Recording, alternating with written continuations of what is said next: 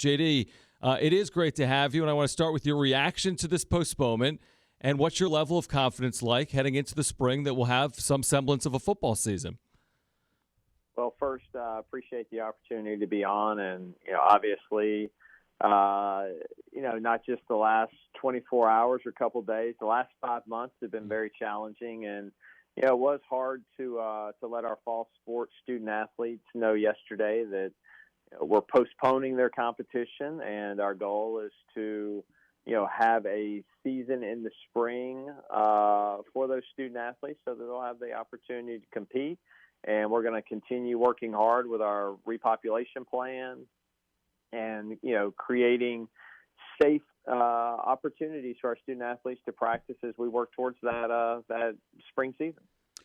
JD, we've been talking about this idea of spring football. Are you comfortable with the idea, if spring football happens, of having 2 full football seasons in the same calendar year?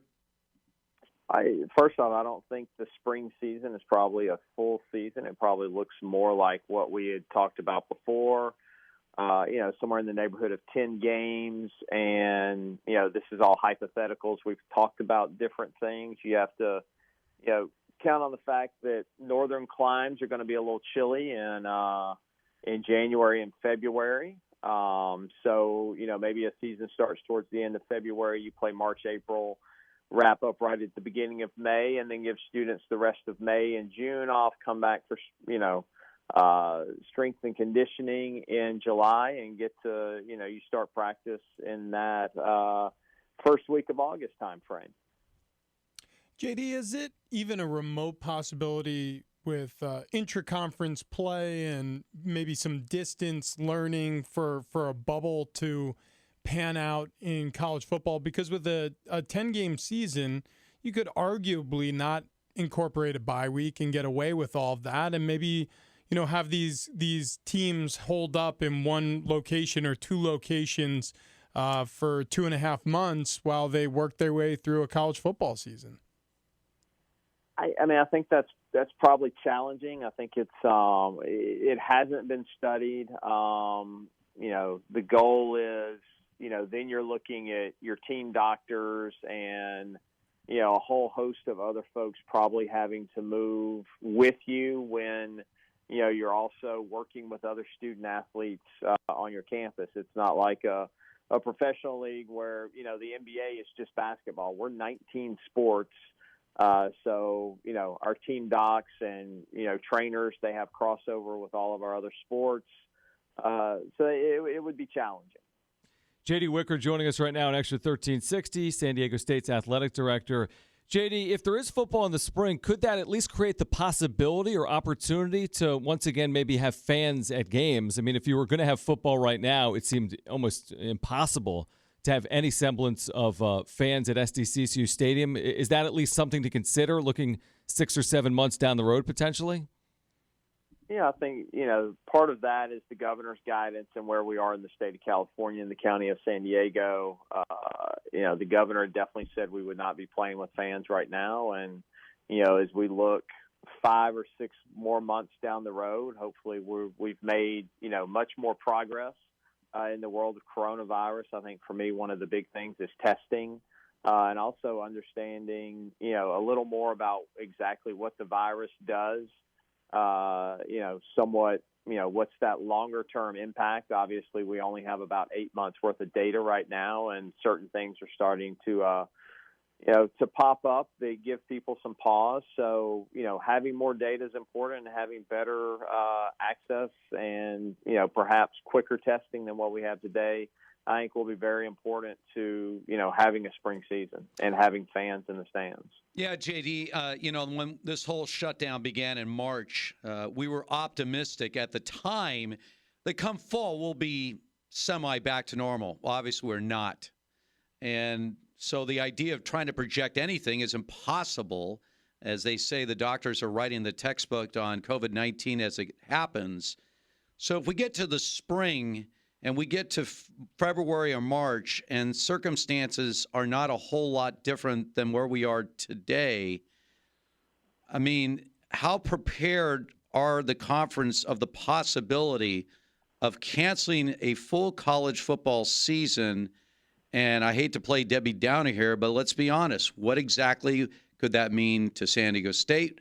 What could that mean to the conference?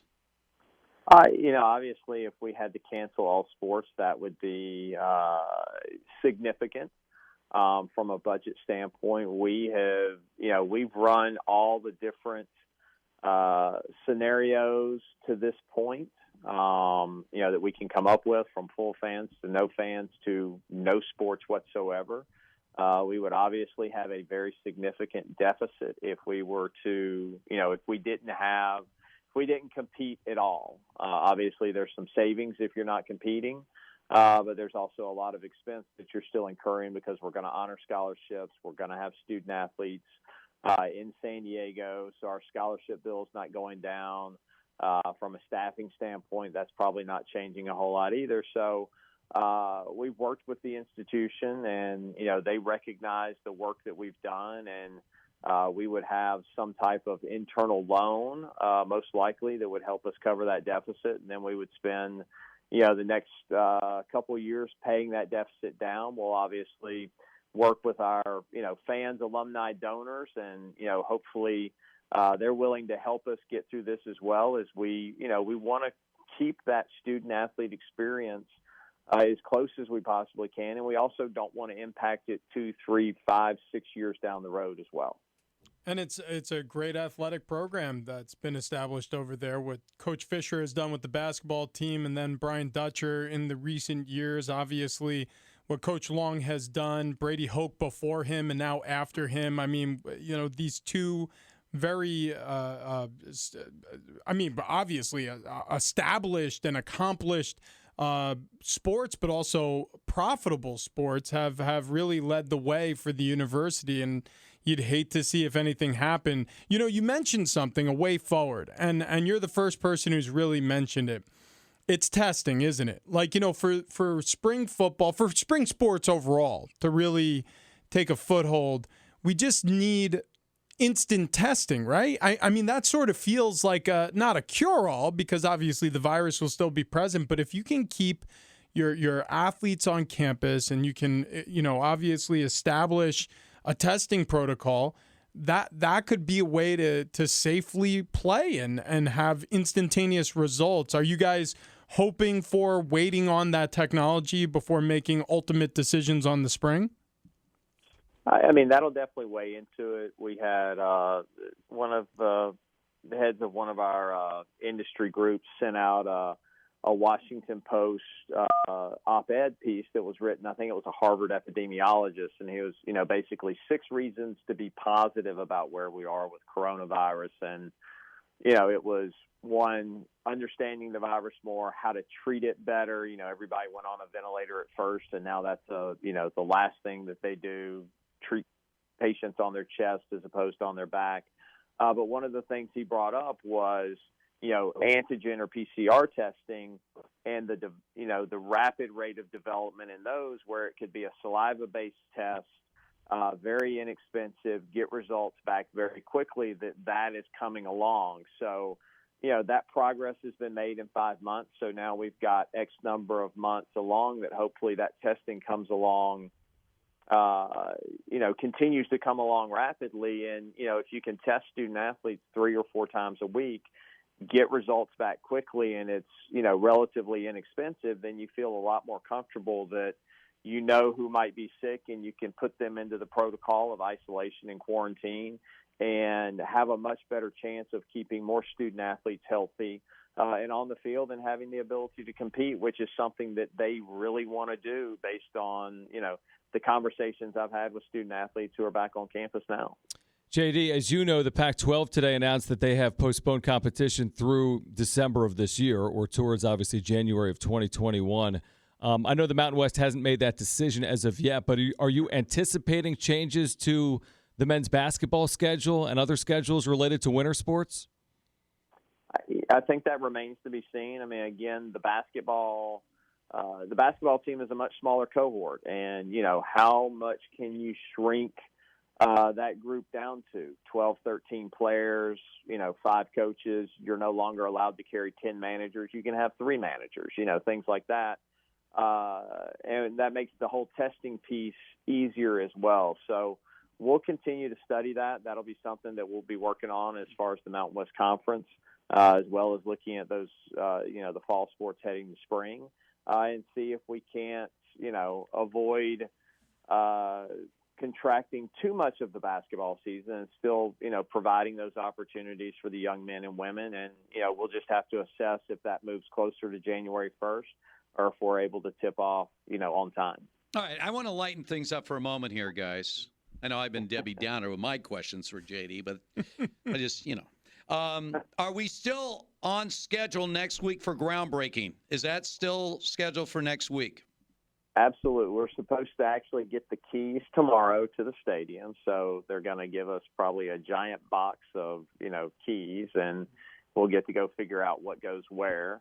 And then we're going to have a groundbreaking on Monday. So we're excited about getting that done and marching towards fall of 2022. We're still, confident in our schedule that we're going to play football in fall of 2022 in that new stadium.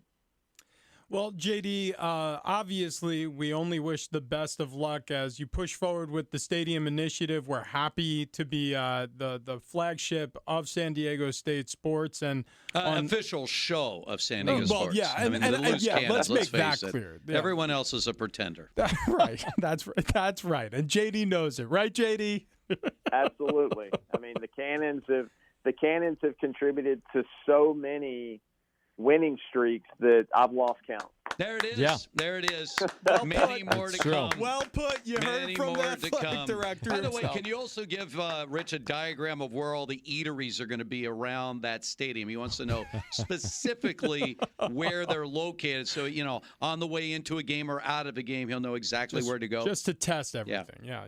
He will have plenty of options, plenty of good options. Oh, can't JD, wait. thank you for doing this today. We appreciate the time. We know there's a lot going on, so thank you. I appreciate the partnership and all y'all do for the Aztecs, and go Aztecs. There we go. JD Wicker right there, guys.